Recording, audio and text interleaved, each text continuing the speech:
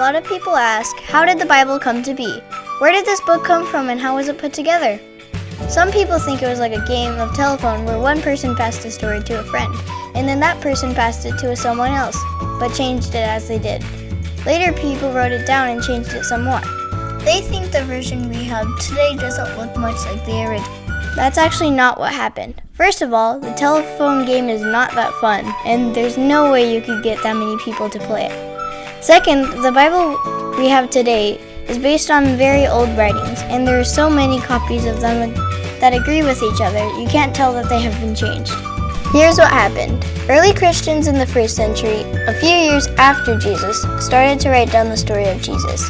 Then some of them also started writing letters of advice to other believers. Christians would get together and read and talk about these letters, and have potlucks and car washes so the youth ministry could go to camp, I think. At some point, groups of Christians in different places began to ask each other, "Which letters do you guys read?" And the second group would say, "Stop yelling, we're talking over here." And then they would write down their answer and send it back.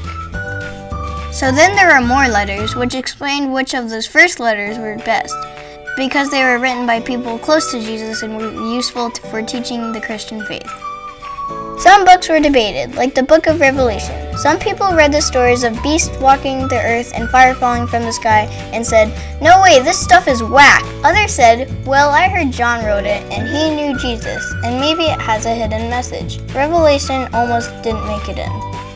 By the early 200s, the first collection of 27 letters appears, the collection we use today. Finally, they landed on 27, not because there was a great fight or some big vote, but just because those were the ones most Christians agreed to.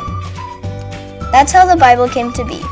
Feel free to like and subscribe if you'd like to see more fun and informative videos to help us raise money so the youth ministry can go to camp. No way, this stuff is whack. What?